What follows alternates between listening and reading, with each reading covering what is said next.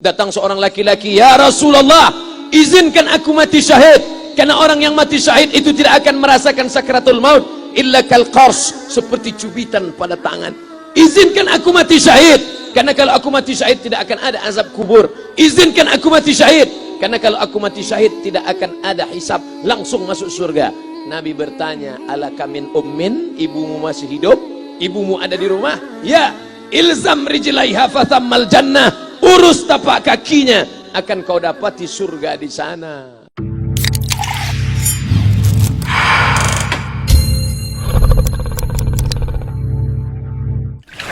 Haji Halim sedang menunjukkan begini cara sayang kepada ibu. Wahai kalian yang tak menghormati ibu, yang menyepelekan ibu, yang merendahkan ibu. Malam ini lihat, beliau tidak ada ceramah, tidak ada tausiah, tapi langsung dibuat begini cara menghormati ibu. Ini sekarang banyak orang tak menghormati ibu. Berapa banyak ibu yang awalnya bantu-bantu, lama-lama jadi pembantu. Dulu dia tidak tarawih, kenapa? Karena kita menangis merengek di rumah. Sekarang di hari tuanya dia tidak tarawih juga. Kenapa? Dia menjaga cucunya. Berapa banyak itu terjadi? Jangan sampai. Dia tidak pernah menolak cucunya, dia sayang. Tapi kita yang berpikir, berapa kali dia tidak jadi sholat duha karena kita kencing di kaitnya. Berapa kali dia tidak tarawih karena kita menangis merengek sampai subuh datang. Berapa kali dia tidak iktikaf karena kita. Andai dia masih hidup hari ini, datang, belikan pakaian yang paling dia suka, belikan perhiasan kalau ada. Andai tidak cium tangannya. Tapi yang sudah meninggal dunia, jangan lupa kau doakan, Rabbil firli wali walidayya warhamhuma kama rabbayani shaghira. Berdoa pun kau tak mau, apalagi yang akan kau bawa menghadap Allah Subhanahu wa taala. Meregang nyawa dia melahirkan engkau. 9 bulan 10 hari kau menumpang di perutnya. 2 tahun kau menyusu, melahirkan, menetes darahnya dalam badanmu. Andai kau gendong dia dari Palembang, jangan sebut Palembang lah Pak Ustaz, dari Pekanbaru Riau, kau gendong dia sampai ke Makkah, kembali lagi, belum tentu dapat menebus satu teriakannya saat melahirkanmu. Lalu apa yang bisa kau lakukan? Datang seorang ibu pergi ke tempat servis HP. "Nak, tolong anak lihatkan HP saya rusak kayaknya." Dia periksa, "Ini nggak rusak Bu." Terus, "Memang anak ibu nggak nelpon." "Kenapa kau tidak telepon?" Datang dia ke rumah anaknya. "Nak, ibu nggak ada uang mau buka puasa, bisa minjam 100.000? Apa kata si anak? "Sebentar ya Ma, aku tanya istriku dulu." "Ini Ustaz dapat dari mana?" "Ada yang kirim WA grup." Jadikan ibumu seperti raja, maka rezekimu akan diberikan Allah seperti rezeki raja-raja. Bukan hadis, dapat dari grup WA. Ini ibu minta terus sholat tarawih, tapi sang anak sudah tidak bisa. "Aku mau hentikan saja sholat tarawih ini, karena mau buat tenda ini tidak bisa. Tiangnya bambu, sudah bocor. Kita stop saja sholat tarawih bersama ini." Apa kata si ibu? "Buatlah sholat tarawih terus, nanti Allah akan berikan engkau gedung yang besar. Dengan gedung besar itu kau akan tetap sholat tarawih." Mana gedung besar itu? Inilah dia gedung besar. Langsung dikabulkan Allah Subhanahu wa taala. Karena setelah Allah langsung orang tua. "Wa qadha rabbuka alla ta'budu illa iyyah." Allah sudah wajibkan engkau menyembah Allah. Setelah Allah, "Wa bil walidaini ihsana." Kedua orang tua. Jangan kau lawan ibumu. Kayak anak-anakku, jangan kau lawan ibumu. Karena kau lawan ibumu, kau tak pernah mencium kebahagiaan. Walaupun hartamu banyak, kau akan berenang dalam air mata penderitaan sampai kematian datang. Ada pezina hidup di dunia senang, ada pecandu narkoba hidup di dunia senang, tapi orang yang durhaka tetap dapat dosanya dibalas Allah di akhirat. Di dunia coba dapat. "Ustaz, kalau di akhirat dapat, di dunia dapat, untuk apa lagi di dunia?" Yang di dunia itu DP-nya. Nanti di akhirat akan kau dapatkan cashnya. Oleh sebab itu jangan main-main dengan ibu. Datang seorang laki-laki, "Ya Rasulullah, izinkan aku mati syahid, karena orang yang mati syahid itu tidak akan merasakan sakratul maut illa kal qars, seperti cubitan pada tangan. Izinkan aku mati syahid, karena kalau aku mati syahid tidak akan ada azab kubur. Izinkan aku mati syahid, karena kalau aku mati syahid tidak akan ada hisab, langsung masuk surga." Nabi bertanya, "Alaka min ummin, ibumu masih hidup? Ibumu ada di rumah?" "Ya." ilzam rijlaiha fathammal jannah, urus tapak kakinya, akan kau dapati surga di sana. Tak perlu kau mati syahid, tapak kakinya kau urus, kau dapati surga di sana. Kalau tapak kakinya kau urus dapat surga, apalagi kau urus kepalanya, apalagi kau urus badannya. Pulang dari sini, urus ibumu, mandikan dia, belikan pakaian yang baik, cari makanan kesukaannya. Kalau dia sudah meninggal, maka kau datang ke sana, langsung dapat tisu. Bapak Ibu yang dimuliakan Allah Subhanahu wa taala. Ini Ustadz suaranya menggelegar nih, marah apa? Enggak, saya tak marah. Terus dikasih Haji Alim buka nasi kuning tadi, makanya suara menggelegar. Dimasukkan Pak Kapolda daging sama ayam 3. Masya Allah, ini kari Palembang nih Pak Ustadz. Mantap, menggelegar suara kita di rumah. Bapak Ibu yang dimuliakan Allah Subhanahu wa taala, datang seorang laki-laki, kata Nabi sallallahu alaihi wasallam, nanti akan ada laki-laki yang datang kemari minta doanya, doanya kabul. Sahabat heran, kami yang hidup sama Nabi, kami yang perang sama Nabi, kami yang jihad sama Nabi, kenapa mesti minta doa dia? Dia tidak pernah ketemu Nabi. Pokoknya nanti kalau dia datang, minta doa sama dia. Setelah Nabi SAW meninggal, barulah dia datang. Orang itu bernama Uwais Al-Qarni.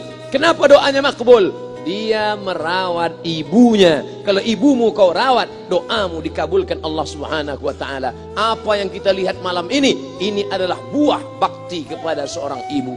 Ya Rasulullah, man ahaqqun nas bi husni sahabati? Siapa yang paling layak mendapatkan baktiku? Ummuka. Siapa lagi? Ummuka. Siapa lagi? Ummuka. Ibumu, ibumu, ibumu. Summa man? Siapa lagi? Abuka. Kami, Ustadz, Jenderal Bintang 5, alim ulama, kami hanya dapat 1, sedangkan kalian ibu dapat 3. Ibumu, ibumu, ibumu. Kenapa ibu dapat 3? Karena ibu bisa melakukan 3. Ibu mengandung, ibu melahirkan, ibu menyusukan. Kalau bapak mau dapat 3, coba yang 3 ini. Pulang dari sini, pergi ke tempat jual kelapa muda, beli 1. Jangan dibelah, ikat di perut 9 bulan 10 hari. Kalau mau merasakan melahirkan, pulang dari sini, pergi ke tempat jual mangga. Telan bulat-bulat, keluarkan bulat-bulat. Emang enak jadi perempuan. Mereka luar biasa. Tanya ibumu, berapa kali dia meninggalkan puasa Ramadan? Saat mengandung engkau, 30 hari dia tak puasa. Saat menyusukan tahun pertama, 30 hari dia tak puasa. Saat menyusukan tahun kedua, 30 hari dia tak puasa. Saat dia mau ganti qadha tahun berikutnya, adik mau menyusul. Hari ini dia belum mengqadha puasanya, dia terhutang di hadapan Allah. Lalu apa yang bisa kau lakukan? Malam ini betul-betul disadarkan. Alhamdulillah, ibu saya masih hidup, umurnya 70 tahun. Saya akan pulang dari kajian malam ini. Nampaknya malam ini saya yang ceramah, saya yang tausiah. Tapi saya mengambil pelajaran. Pulang dari sini saya akan lebih sayang pada emak saya. Saya lebih cinta kepada ibu saya. Saya malu, saya hanya pandai berceramah, berkata, tapi orang sudah mengamalkannya langsung. Haji Alim membelikan gelang ibunya 2 kali sampai 4 kali setahun. Gelang cincin. Sudah dibelikan 2 bulan, hilang. Kemana? Ada orang susah tadi aku kasih. Ternyata itu yang membuat rezeki melimpah ruah. Maka rezeki buah yang sudah matang harus kita joloknya dengan apa? Dengan berbakti kepada ibu. Bapak Ibu yang dimuliakan Allah, saudara-saudaraku yang dimuliakan Allah Subhanahu wa taala. Ibu ini luar biasa. Sampai-sampai ibu, Ustaz jangan nunjuk pakai tangan kiri lah. Oke, pakai kanan. Ibu, andai ngomong ibu salah, tetap dikabulkan Allah Subhanahu wa taala. Ada seorang ibu memanggil anaknya, "Ya Juraij, wahai Juraij." Anaknya sedang beribadah. Ibadah pada Allah atau nyambut ucapan ibu? Allah lebih mulia, dia diam. "Ya Juraij." Dia tetap diam. "Ya Juraij." Dia tetap diam. Dia tidak jawab seruan ibunya.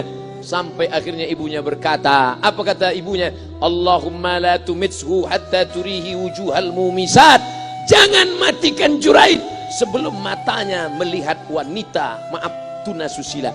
Jangan matikan Juraij sebelum matanya melihat wanita tunasusila, WTS PSK, orang nakal, orang jahat.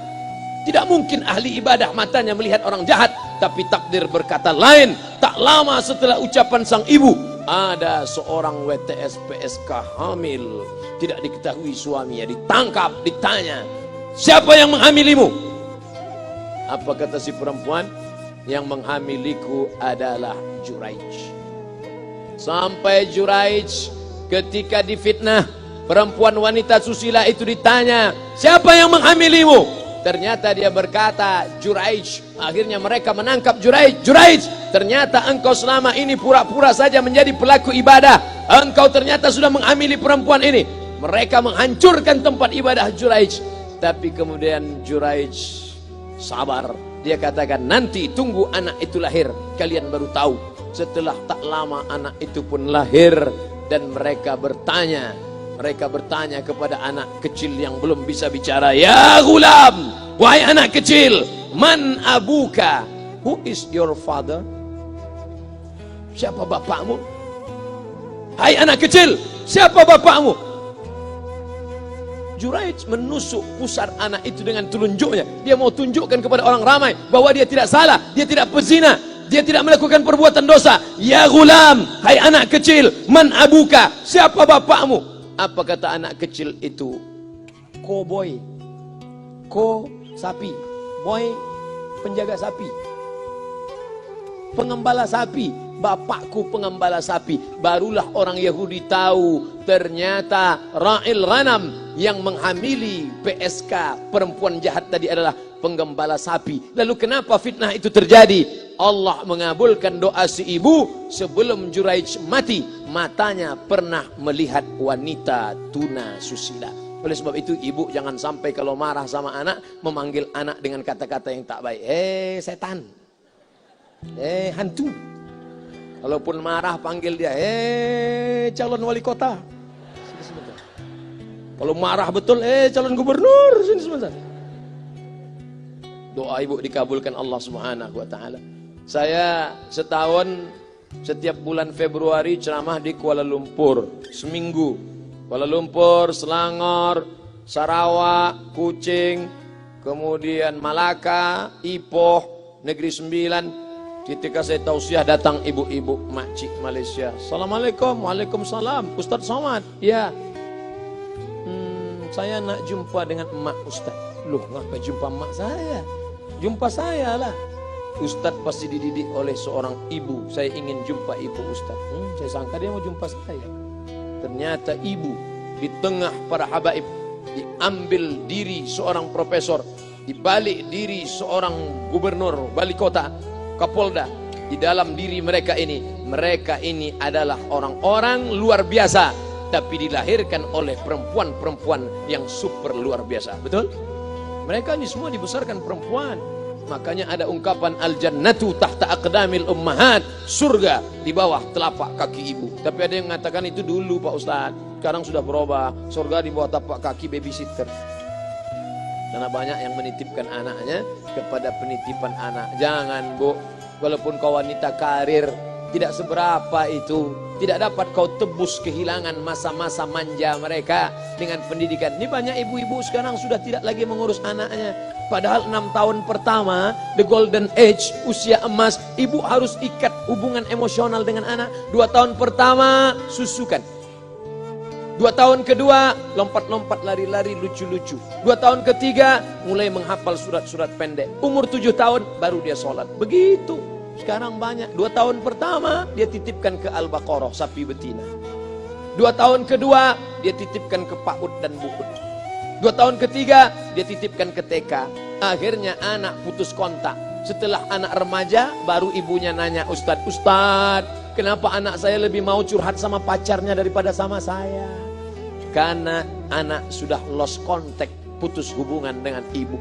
Itulah yang dulu dikejar dengan wanita karir. Pergi pagi, pulang petang, peras keringat, banting tulang, tunggang langgang, lintang pukang. Tak dapat kau tebus dengan apapun. Oleh sebab itu, kalau kau sayang kepada mereka, besarkan mereka. Nanti setelah dia SMP, kau tetap bisa berkarir, tetap bisa apapun. Tapi usia emas ini tetap jaga mereka. Di balik anak-anak yang luar biasa, ada ibu yang luar biasa. Di mana letak ibu luar biasa itu? Inilah dia, ibu-ibu semua insya Allah. Amin.